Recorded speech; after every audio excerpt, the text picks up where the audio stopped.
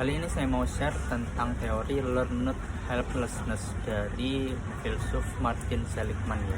Nah, Martin Seligman ini dikenal sebagai bapak psikologi positif. Jadi peralihan dari psikologi sebagai obat penyembuh menjadi psikologi sebagai salah satu aspek, salah satu bidang ilmu untuk membangun kualitas hidup manusia yang lebih baik dari sisi psikologis. Oke, learned helplessness itu kalau arti katanya adalah ketidakberdayaan yang dipelajari.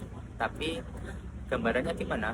Definisinya adalah ini kondisi berulang yang membuat kita mantap pada ketidakberdayaannya. Jadi misalkan kita gagal sekali, 2 kali, 3 kali, beberapa kali, nah itu kita belajar dari kegagalan, tapi yang arahnya destruktif ya. Kita mempelajari, melihat kegagalan kita, tapi semakin meyakinkan atau memantapkan diri kita bahwa kita memang lemah, kita memang tidak berdaya, kita memang tidak mampu ya. Learned helplessness ini adalah kondisi kita menyadari bahwa kita gagal, tapi bukan untuk evaluasi, bukan untuk dalam rangka bangkit gimana caranya supaya berhasil, tapi justru semakin mengukuhkan bahwa kita berkesimpulan kita ini memang tidak mampu, buat apalagi kita melakukan itu, dan kondisi-kondisi pesimis lainnya ya, sehingga kita cenderung untuk menjauhi aktivitas itu.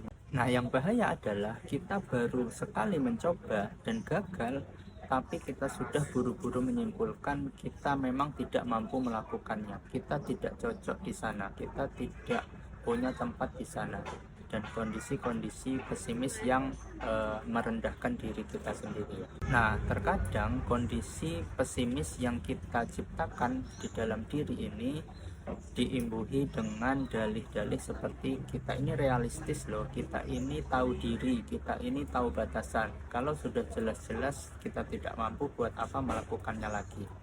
Padahal kalau baru sekali mencoba dan gagal, dan kita tidak mau mencobanya lagi, kapan kita bisa sukses, kapan kita bisa bangkit dan bisa mewujudkan apa yang kita inginkan? Nah, solusinya gimana? Coba kita renungkan lagi, kita pikir-pikir, kita timbang lagi, apa betul kita memang nggak mampu melakukannya, ataukah kita cuman malas untuk belajar, apakah kita malas untuk menganalisa, mengevaluasi, apakah kita tidak mau mencoba mencari jalan keluar, opsi-opsi yang lain supaya kita bisa mewujudkan apa yang kita kerjakan tadi, supaya kita tidak gagal lagi. Nah, lawan dari learned helplessness adalah learned optimism. Jadi ini adalah belajar untuk berpikir atau memandang hidup yang lebih optimis ketika kita sedang menghadapi masalah ya. Jadi kita menggeser pandangan-pandangan pesimis, pandangan-pandangan pasrah menjadi pandangan-pandangan optimis.